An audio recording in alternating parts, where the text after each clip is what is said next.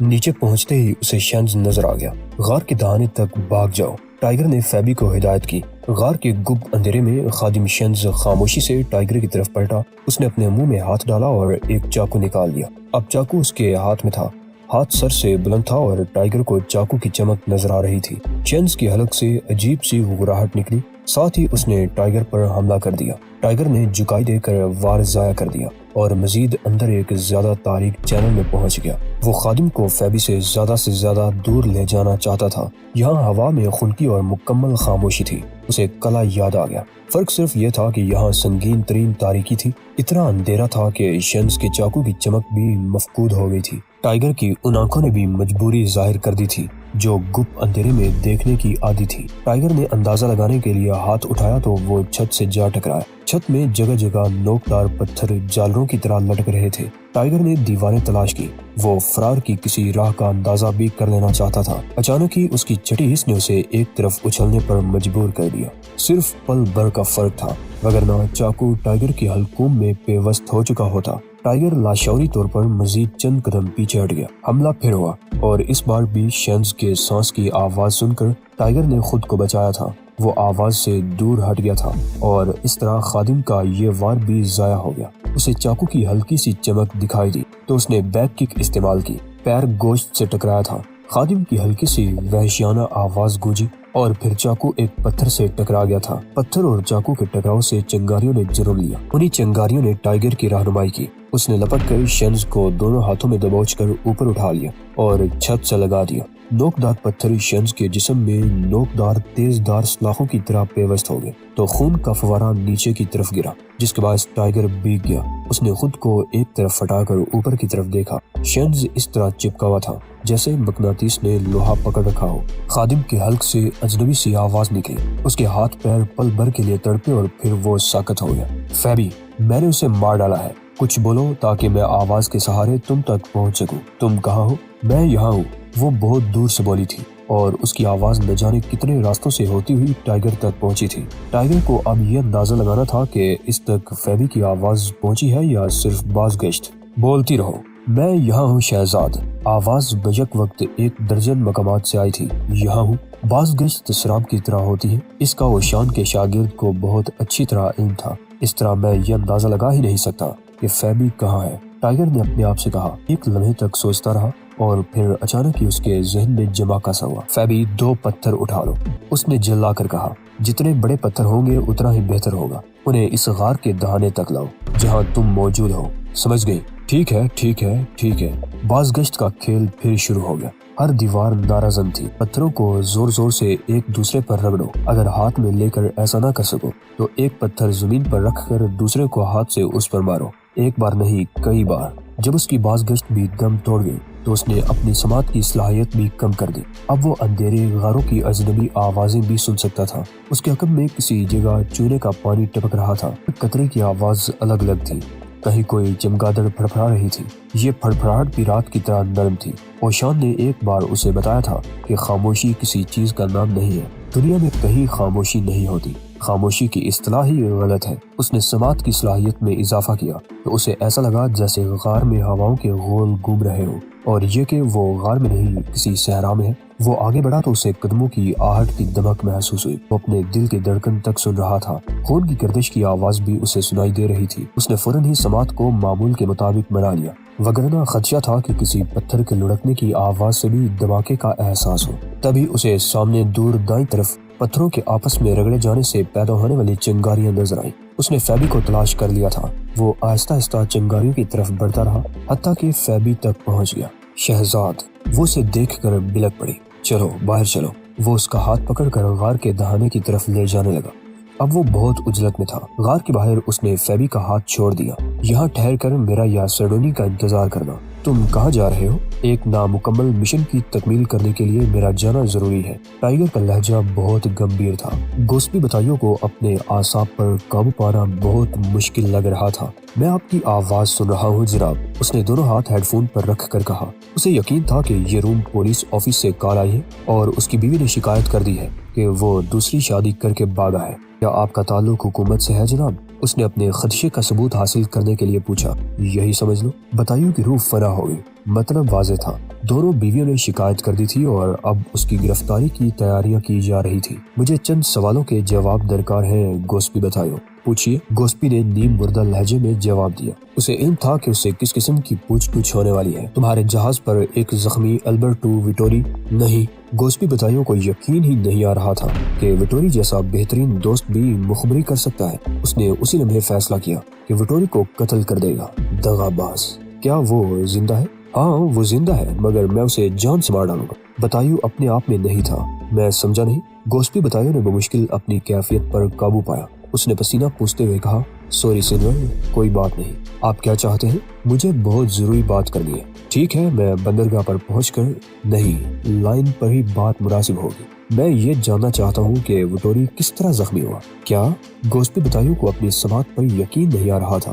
بولنے والے نے دوبارہ یہی بات کہی تو گوسپی بتائیو مطمئن انداز میں سر ہلانے لگا۔ اس کی جان میں جان آ گئی۔ کیا آپ میری دوسری شادی کی تفتیش نہیں کر رہے ہیں؟ وہ انتہائی بوڑھے پن سے پوچھ بیٹھا۔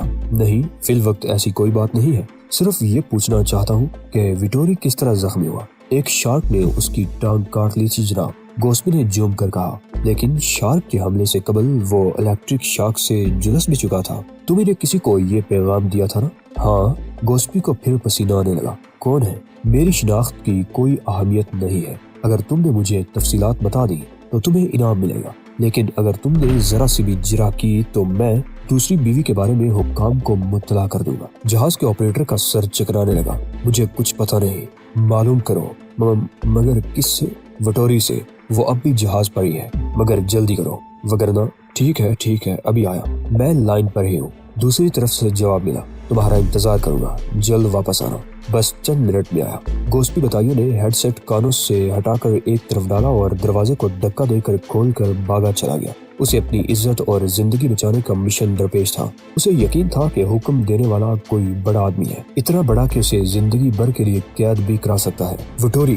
گوسپی زخمی کے پاس جا کر اس طرح چلایا جیسے جہاز میں آگ لگنے کی اطلاع دے رہا ہو۔ البرٹو میرے دوست، آج کا دن ہم دونوں کی زندگی میں فیصلہ کن اہمیت کا حامل ہے۔ مجھ سے بات کرو مسٹر، ایک نرس نے کہا۔ نرس نے اس کا منہ بند کرانا چاہا تو اس نے اسے بھی جھڑک دیا۔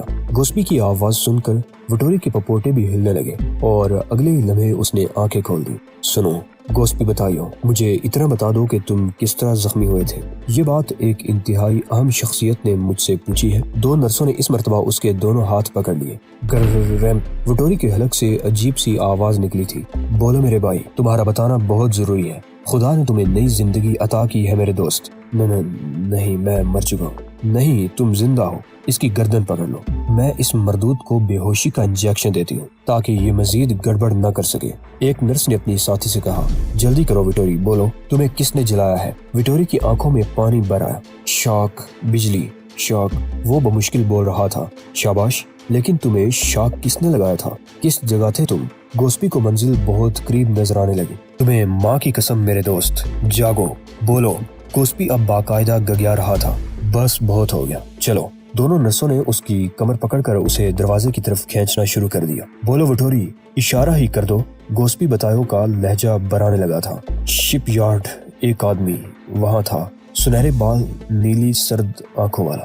گوسپی بتائیو کو نرسوں نے آخری بار جھٹکا دیا تو وہ کمرے کے باہر گر پڑا اور ویٹوری کے کمرے کا دروازہ بند ہو گیا۔ ریڈیو آپریٹر گرتا پڑتا ہوا ریڈیو روم میں پہنچا اور اس نے ایک طویل سانس لیتے ہوئے ایئر فون کانوں پر لگایا۔ کیا تم اس سے بات کر رہے ہو گوسپی بتائیو؟ دوسری طرف سے فوراً ہی پوچھ لیا گیا۔ جی ہاں جناب۔ گوسپی کی سانس پھول رہی تھی۔ اس کا کہنا ہے کہ وہ سوبائز شپ یارڈ میں الیکٹرک شاک کا شکار ہوا تھا۔ اوہ۔ دوسری طرف سے صرف اسی رد عمل کا اظہار کیا گیا تھا۔ میں اس جزیرے میں برسوں سے آتا جاتا ہوں جناب، اور مجھے یہاں کی کہانیوں کا علم بھی ہے اور بولو، میں سن رہا ہوں۔ اور جناب، گوسپی کچھ کہتے ہوئے ڈر رہا تھا، لیکن اسے اس خوف کے مقابلے میں قید کے مقابلے میں اس اجنبی آواز سے زیادہ خوف محسوس ہو رہا تھا، لہٰذا اس کی زبان کھلتی چلی جا رہی تھی۔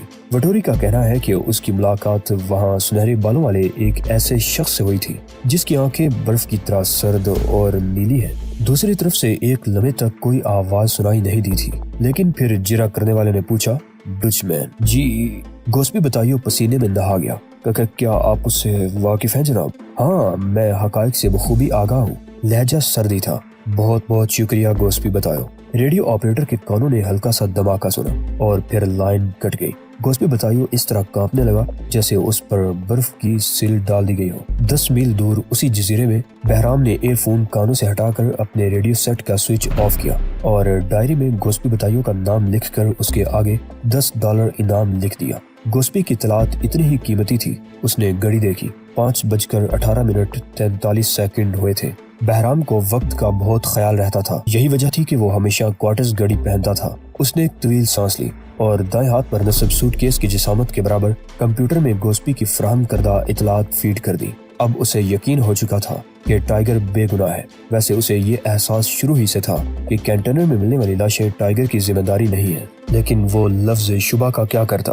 اسے بس شبہ ہی تھا اور اسی شبہ کو بنیاد بنا کر اس نے اوشان کو ٹائیگر کا انتظام کرنے کی ہدایت کر دی تھی۔ اس کا ضمیر خود بھی اسے ملامت کر رہا تھا، لیکن اسے یہ تسلی ضرور تھی کہ اوشان نے جلد بازی سے کام نہیں لیا اور اس کے حکم کو نظر انداز کر دیا۔ پہلے اس کا خیال تھا کہ حقائق ٹائیگر کے خلاف ہیں، لیکن اب حقائق ٹائیگر کے حق میں جا رہے تھے۔ صوبائی شپ یارڈ کے بارے میں مزید تفتیش سے اور زیادہ انکشافات ہوئے تھے۔ پہلی بات یہ معلوم ہوئی تھی کہ وہ کنٹینر جو امریکی بحری جہاز نے تلاش کیا تھا اسی شپ یارڈ سے چلا تھا۔